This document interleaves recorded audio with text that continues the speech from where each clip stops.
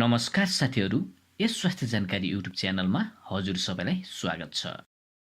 आज हामी हजुरहरूलाई निम्न रक्तचाप भएका व्यक्तिले अपनाउनु पर्ने 5 सूत्र यस्ता छन् भन्ने विषयमा जानकारी दिन गइरहेका छौँ। कृपया यो सामग्री अन्त्यसम्म हेर्नु वा सुन्नुहोला। यदि हजुरहरूले हाम्रो च्यानल सब्स्क्राइब गर्नुभएको छैन भने स्वास्थ्य सम्बन्धी जानकारीको लागि आजै सब्स्क्राइब गरिहाल्नुहोस् है। उच्च रक्तचाप भए जस्तै कतिपयलाई निम्न रक्तचाप अर्थात् ब्लड प्रेसर लो हुने गर्छ। रक्तचाप न्यून भएका बिरामीहरूलाई पनि जीवनशैली परिवर्तन गर्नुपर्छ भन्ने कुरा धेरैलाई थाहा नहुन सक्छ। हजुर वा हजुरको आफन्तजनलाई निम्न रक्तचाप छ भने निम्न उल्लेखित तरिका अपनाउन सक्नुहुन्छ। अब जानौँ निम्न रक्तचाप हुँदा अपनाउनु पर्ने तरिकाहरू। नम्बर 1, उच्च कार्बोहाइड्रेट युक्त खानाको मात्रा कम गर्नुहोस्। न्यून रक्तचाप भएका मानिसलाई सामान्यतया उच्च कार्बोहाइड्रेट युक्त खानेकुरा खान सुझाव दिइँदैन। कार्बोहाइड्रेट युक्त खानेकुरा घटाउँदा सिस्टोलिक ब्लड प्रेसर घट्ने र खाना खाएपछि हुने हाइपरटेन्सन घट्छ। नम्बर 2, मद्यपान त्याग्ने र बढी पानी पिउने। मद्यपान गर्दा रक्तचाप बढ्छ भन्ने धारणा पनि पाइन्छ।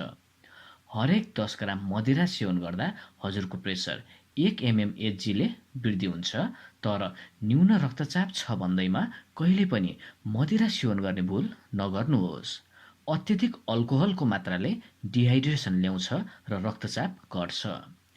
पर्याप्त मात्रामा पानी पिउनुहोस्, जसले गर्दा रक्त प्रवाह सशक्त र तीव्र हुन्छ। शरीरमा पानीको मात्रा बढी भएमा न्यून रक्तचापबाट थोरै मात्रामा भए पनि जोगिन सकिन्छ।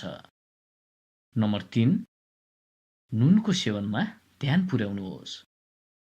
रक्तचाप बढी भएको अवस्थामा निश्चय नै नुनको मात्रा घटाउनु बुद्धिमानी हुन्छ, तर रक्तचाप कमी भयो भन्दैमा नुनको मात्रा बढाउनु कदापि राम्रो होइन। नुनको मात्रा वृद्धि गर्दा उच्च रक्तचापको खतरा बढ्छ, अङ्गहरूलाई असर गर्छ र स्वास्थ्य सम्बन्धी अन्य जटिलता ल्याउँछ। चिकित्सकहरूको सुझाव अनुसार दैनिक 2 देखि 3 mg नुनको सेवन राम्रो हुन्छ। नम्बर 4, थोरै थोरै बारम्बार खाना खानुहोस्। रक्तचाप न्यून भएका मानिसहरूमा खानापछि हाइपरटेन्सन वा आँखा धमिलो हुने समस्या हुने भएकोले एकैपटक धेरै खाना नखानुहोस्, बरु हरेक 2-2 घण्टामा थोरै थोरै खाना खानुहोस्। नम्बर 5, आकस्मिक शारीरिक गतिविधि त्याग्नुहोस्। आँखा धमिलो देखिनु र टाउको हल्का दुख्नु न्यून रक्तचापका लक्षणहरू हुन्। त्यसैले शरीरको अवस्था अर्थात् पोजिसन परिवर्तन गर्दा विशेष सावधानी पुर्याउनुहोस्। बेडबाट उठ्दा वा बसिरहेको कुनै स्थानबाट उठ्दा यी कुरामा ख्याल गर्नुपर्छ। झटपट उठ्दा रक्तचाप न्यून भएको बेला आँखा धमिलो हुने कारणले गर्दा दुर्घटना निम्तन सक्छ। तसर्थ उभिनुभन्दा अगाडि पैताला र खुट्टालाई हल्का दबाउनुहोस्। साथै ओछ्यानबाट उठ्नु अगाडि पनि ओछ्यानमा केही सेकेन्ड बसेर मात्र उभिनुहोस्।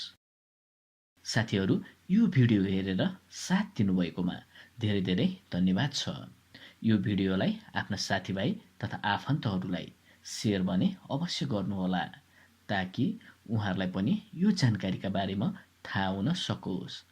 यदि हजुरहरूलाई यो सामग्री मन परेको भए सब्स्क्राइब, सेयर, लाइक र कमेन्ट अवश्य गर्नुहोस्।